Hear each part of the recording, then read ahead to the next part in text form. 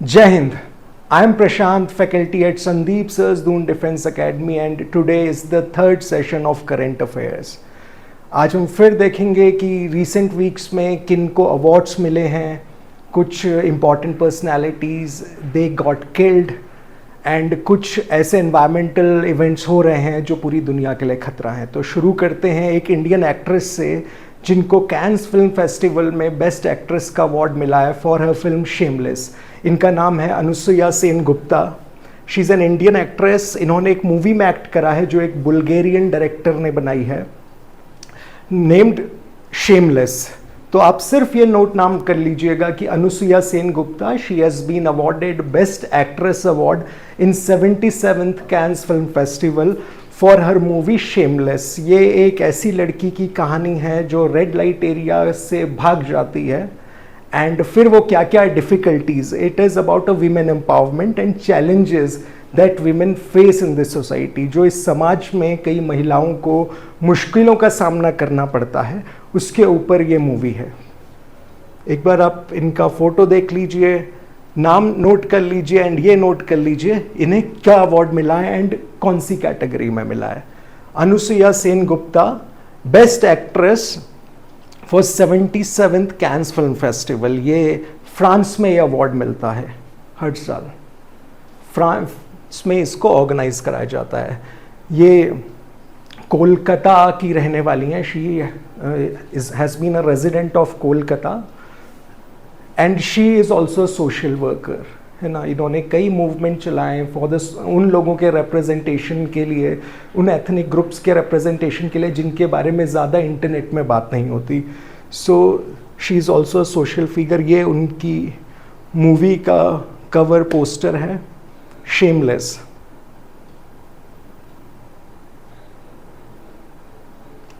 Then एक unfortunate incident हुआ था रिसेंटली. इरानियन प्रेसिडेंट इब्राहिम रईसी एक हेलीकॉप्टर क्रैश में अपने फॉरेन मिनिस्टर, अपने विदेश मंत्री के साथ उनकी मृत्यु हो गई थी एक हेलीकॉप्टर क्रैश में ईस्टर्न अज़रबैजान में.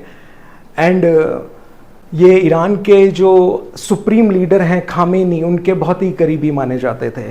एंड जो थोड़ा सा ऑकवर्ड, या हम उसे एक तरीके से फ़नी कह सकते हैं, ऑकवर्ड कह सकते हैं, ईरान में इनके मरने पे जश्न मनाया जा रहा था.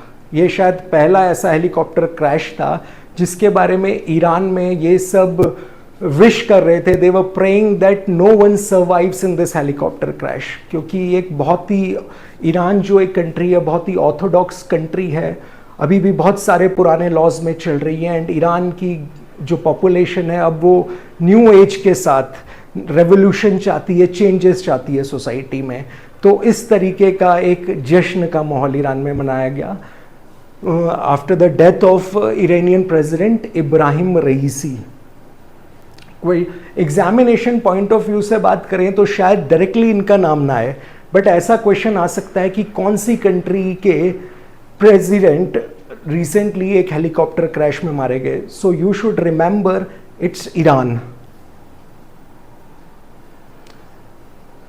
देन एस्ट्रोनॉमी के लिए एक शॉ प्राइज होता है.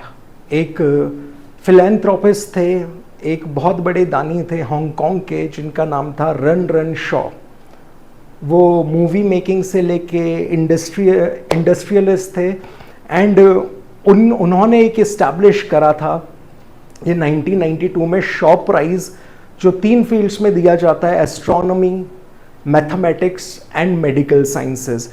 तो एक इंडियन ओरिजिन के श्रीनिवास आर कुलकर्णी हैं. ये अभी करेंटली अमेरिकन सिटीजन हैं एंड ये इंडियन ओरिजिन के. तो इनको ये शॉ प्राइज मिला है for his work in astronomy. इन्होंने बहुत सारी, जैसे पल्सर्स होते हैं, एक जाइंट स्टार्स, उनके बारे में इन्होंने बहुत रिसर्च करी है. तो उनकी इस रिसर्च के लिए उन्होंने जो कंट्रीब्यूट करा in the field of astronomy, तो उनके लिए श्रीनिवास आर कुलकर्णी को Shaw prize has been awarded to Srinivas R Kulkarni. तो शॉ प्राइज मैंने आपको बताया 3 फील्ड में दिया जाता है. हांगकांग बेस्ड थे रन रन शॉ, उनके नाम पे अवार्ड दिया जाता है। तो ये हांगकांग में दिया जाता है एंड इस साल श्रीनिवास आर कुलकर्णी। आपको सिर्फ जहाँ पे भी आप नोट्स प्रिपेयर कर रहे हैं अपने आप, श्रीनिवास आर कुलकर्णी आगे शॉ प्राइज एंड ब्रैकेट में हांगकांग लिख सकते हैं। या आप इनका एक बार फोटो भी देख सकते हैं, श्रीनिवास आर कुलकर्णी।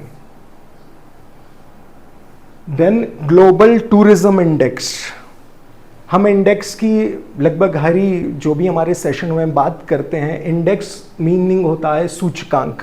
ये कंपेयर करता है किसी भी फैक्टर पे कोई भी मेजर लिया जाता है, उस पर कंपेयर करता है कि हर साल किसी कंट्री का परफॉर्मेंस कैसा है।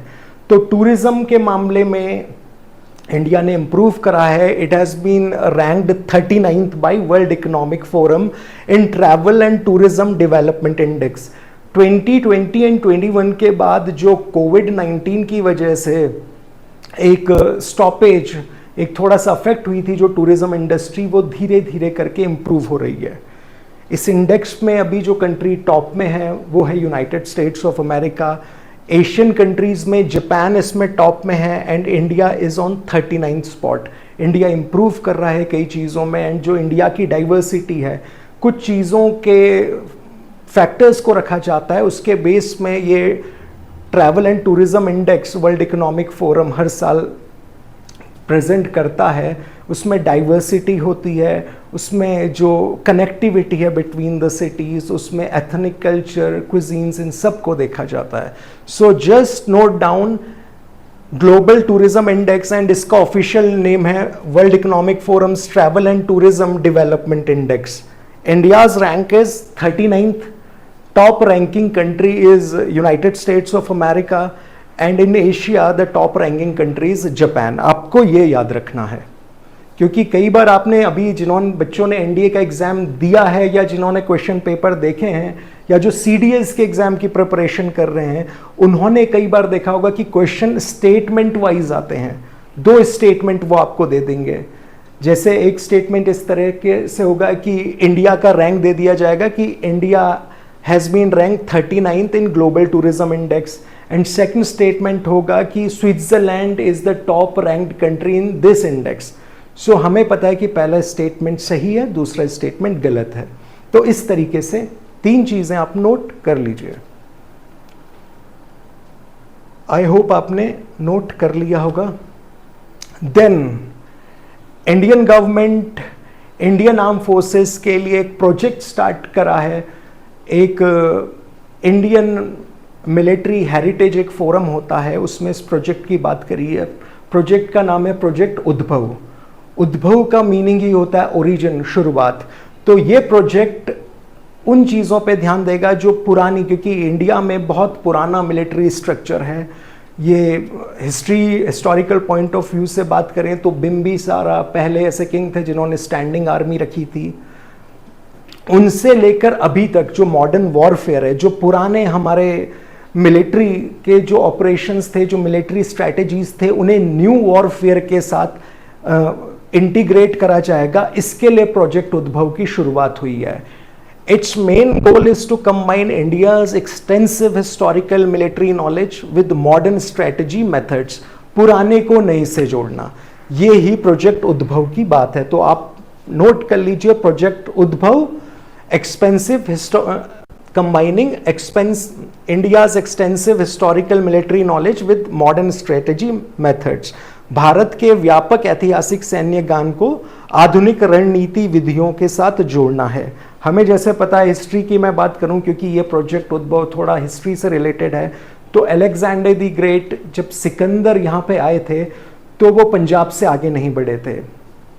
उस समय नंदा डायनेस्टी मगध पे रूल कर रही थी, नंद राजवंश मगध पे रूल कर रहा था एंड उनकी एक अलग स्ट्रैटेजी थी जो अलेक्जेंडर द ग्रेट, अलेक्जेंडर ने नहीं देखी थी। उनके जो कैवलरी थी, जो फोर्सेस थे, उसमें बहुत सारे एलिफेंट ट्रूप्स थे। तो इस तरीके के जो पुरानी नॉलेज है, कई हमारी बुक्स में लिखा हुआ है इनके बारे में, बहुत सारी चीज़ों के डिटेलिंग है अबाउट द वॉरफेयर, चाहे वो बैटल ऑफ पानीपत हो या बैटल ऑफ रिसेंटली सरीघाटो जिसके ऊपर मूवी भी बनी थी, सारागढ़ी जिसके ऊपर मूवी भी बनी थी केसरी, तो उनको नए वॉरफेयर के साथ कंबाइन किया जाएगा। देन एक एंटार्क्टिका में एक ग्लेशियर है, थ्वाइट्स ग्लेशियर, जो एक्सपेक्टेड रेट से ज़्यादा जल्दी मेल्ट हो रहा है। इसको डूम्सडे ग्लेशियर भी कहा जाता है। ये बहुत जल्दी मेल्ट हो रहा है एंड ये पूरी दुनिया के लिए खतरे की घंटी है, क्योंकि इससे जितने भी कोस्टल रीजन हैं, इंडिया में भी आपको पता है कि बहुत लंबी कोस्ट लाइन है, अराउंड 7,600 किलोमीटर की पेनिनसुलर पार्ट में, तो उन कोस्टल एरियाज़ में इसके पिघलने से फ्लडिंग का खतरा बन गया है। ये पूरी दुनिया में जो 4% सी लेवल राइज हो रहा है उसको ये कंट्रीब्यूट कर रहा है। डूम्सडे ग्लेशियर भी इसे बोलते हैं। डूम्सडे का मतलब ही होता है प्रलय। तो ये बहुत जल्दी पिघल रहा है। ये वेस्टर्न पार्ट में है एंटार्क्टिका के। So Thwaites Glacier in Antarctica, often called Doomsday Glacier, has been melting at terrifying rate. अगर मैं एग्जाम पॉइंट ऑफ व्यू के बात करूं तो आपको सिर्फ ये याद रखना है कि थ्वाइट्स ग्लेशियर कहाँ पे लोकेटेड है एंड डूम्सडे ग्लेशियर भी इसे कहा जाता है। आज इसी सेशन में हम एक और कंट्री की बात करेंगे जिससे सारे ग्लेशियर पिघल गए हैं। वो अभी मॉडर्न वर्ल्ड की इकलौती ऐसी कंट्री है जहां अब एक भी ग्लेशियर नहीं बचा है। So Thwaites glacier, doomsday glacier is located in Antarctica. It has been melting at the faster rate than expected. यह भयानक दर से पिघल रहा है। सो जस्ट एक बार आप ये इमेज देख लीजिए ताकि आपके माइंड में थोड़ा सा छप जाए एंड आप नोट कर लीजिए। थ्वाइट्स ग्लेशियर, एंटार्क्टिका। देन इंडेक्स, एक और इंडेक्स है टूरिज्म इंडेक्स में हमने देखा इंडिया का 39th रैंक है। तो ऑक्सफोर्ड यूनिवर्सिटी जो यूनाइटेड किंगडम में है, ये सिटीज़ को भी रैंक करती है कि कौन सी सिटीज़ रहने के लिए कितनी बेहतर है।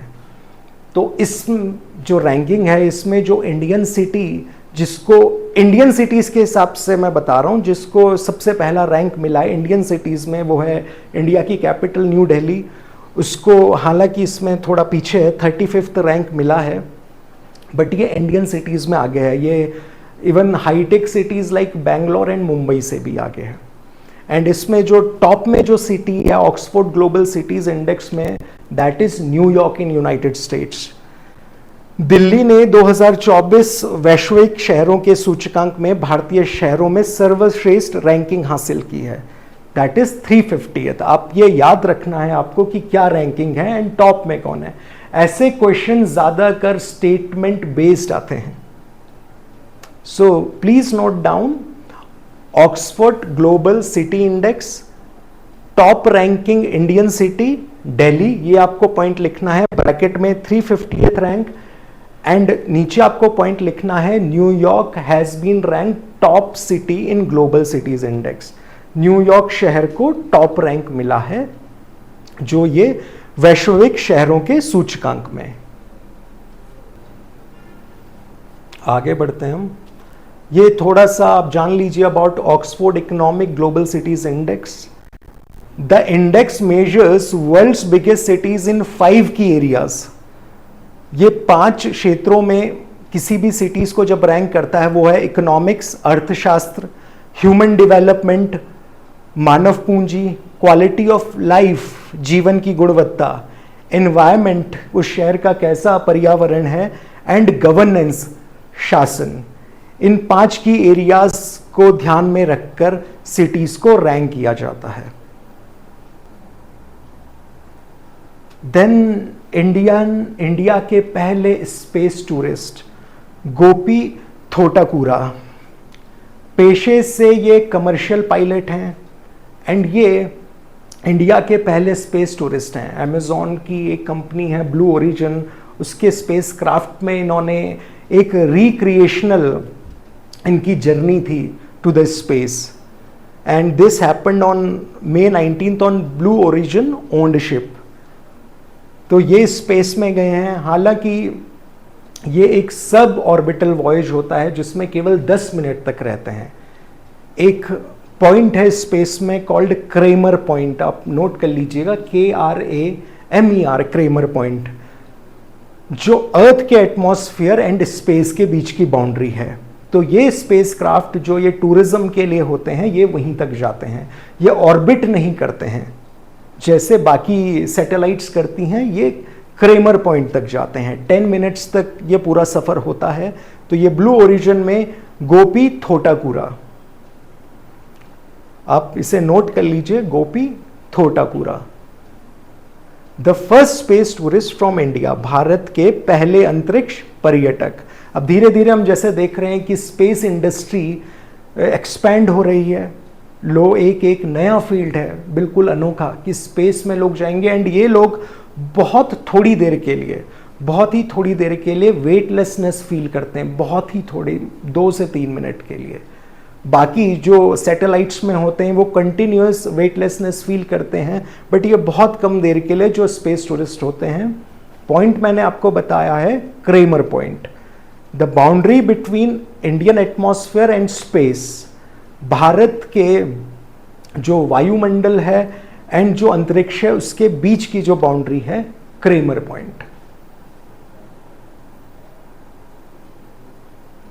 इसी ब्लू ओरिजिन के उसमें एक यूएस के एड ड्वाइट इसलिए फेमस हैं कि आज से 50 साल पहले इनका नाम प्रपोज हुआ था for the first black astronaut who will be travelling into space, but ये उस टाइम नहीं जा पाए थे। इसी फ्लाइट में जो ब्लू ओरिजिन की थी और 19th में at the age of 90 he became the first America's first black astronaut to reach this space, and this event was a big deal as it happened 60 years after he was first suggested for NASA's astronaut corps।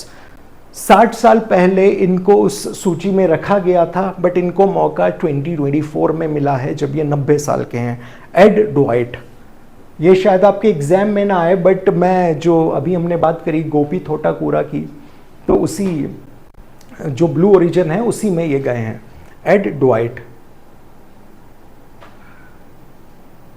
Then गर्मियों का मौसम है, आम ज़्यादातर लोग शौकीन होते हैं जिन्हें फलों का राजा कहा जाता है, king of fruits, mango, but उसको पकाने के लिए एक केमिकल का इस्तेमाल हो रहा है, कैल्शियम कार्बाइड का।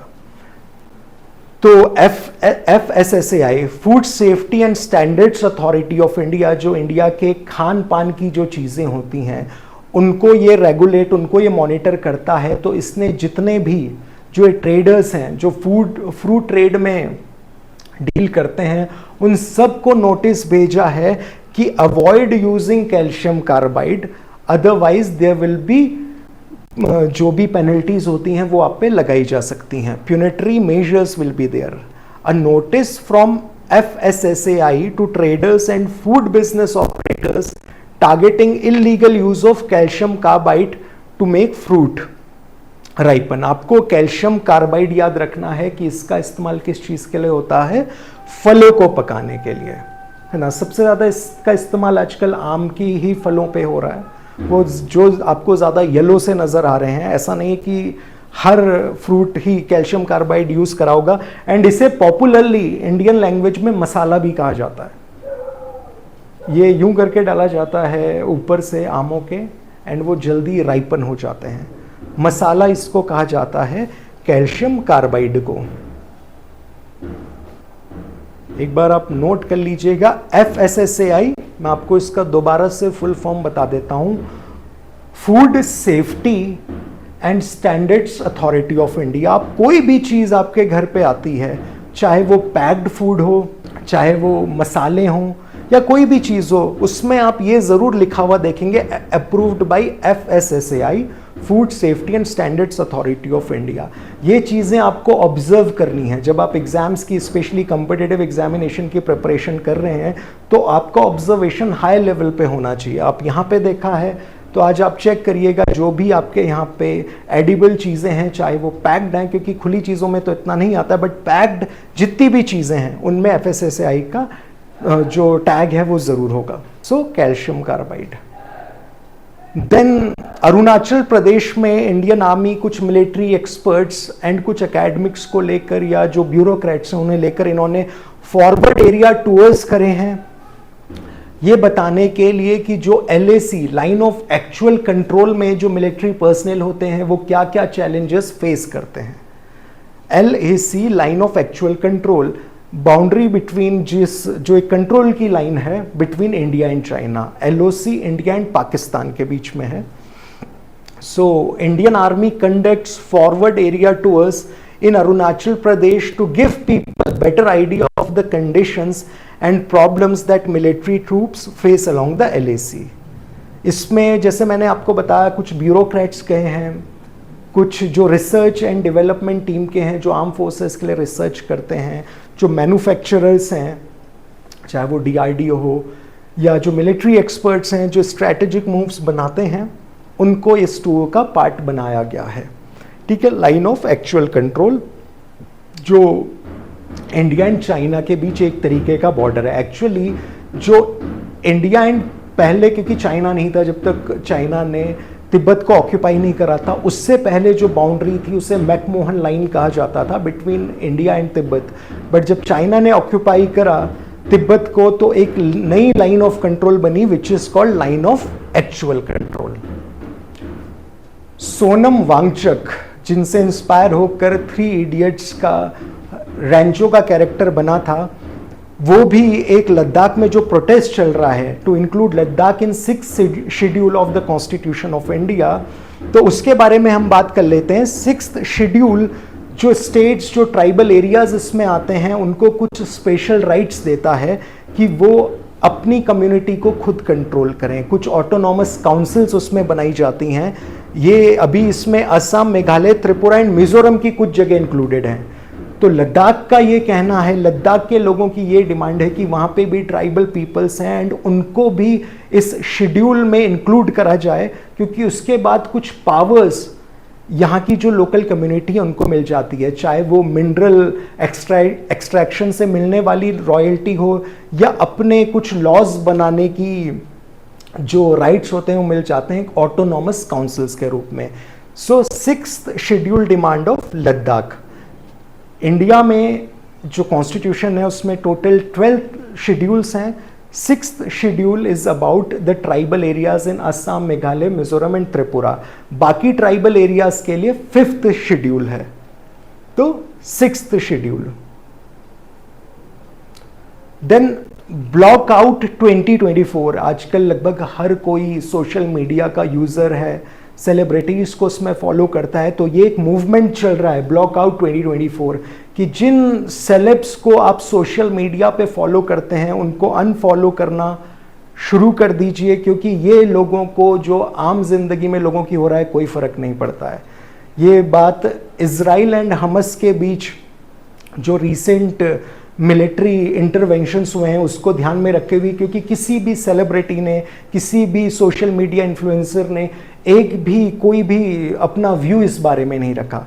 सो ये मूवमेंट चल रहा है सोशल मीडिया में ब्लॉक आउट 2024, क्योंकि जो लोग इस मूवमेंट को चला रहे हैं उनका कहना है कि ये लोग सिर्फ अपनी पॉपुलैरिटी का फ़ायदा पैसा कमाने के लिए एंड लोगों को इन्फ्लुएंस करने के लिए करते हैं। जहां इनको सही के लिए इन्फ्लुएंस करना है ये लोग चुप हो जाते हैं। So block out 2024। So UNESCO जो लिटरेचर है ह्यूमन हिस्ट्री का उसको इंक्लूड करता है memory of the world register में या memory of the world list में। So it was launched by UNESCO in 1992। The memory of the world programme aims to safeguard the documentary heritage of humanity.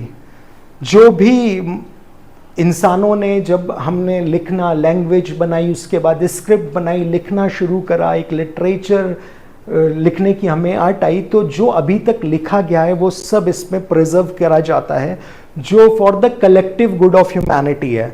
तो इसी उसमें हम एक book का नाम लिखते हैं। 1905 में एक रोकैया सखावत हुसैन थी बंगाल से, इन्होंने एक बुक लिखी थी सुल्तानाज ड्रीम, जो उस समय की एक यूटोपियन मतलब होता है परफेक्ट, एक आइडियल स्टेट, आइडियल सिचुएशन जिससे बेहतर कुछ नहीं हो सकता।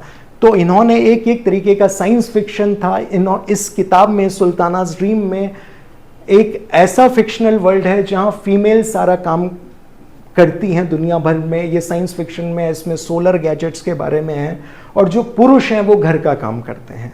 सो इसको इंक्लूड करा गया है मेमोरी ऑफ वर्ल्ड लिस्ट में, जो यूनेस्को ने 1992 में जिसको एस्टैब्लिश करा था। सो आप नाम लिख लीजिए, सुल्तानाज ड्रीम, एंड जो राइटर है रुकैया सखावत हुसैन।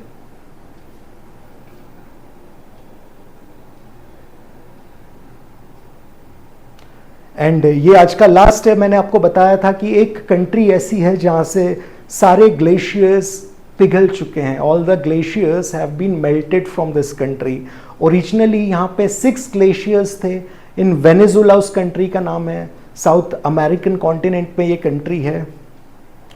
तो यहाँ पे 6 ग्लेशियर्स हुआ करते थे, इनमें से 5 पिघल चुके थे 2011 तक, एंड जो आखिरी ग्लेशियर था हम्बोल्ट, वो भी पिघल चुका है। अब उसका इतना डायमेंशंस रह गए हैं कि उसे ग्लेशियर ना कहते हुए सिर्फ आइस फील्ड कहा जा रहा है।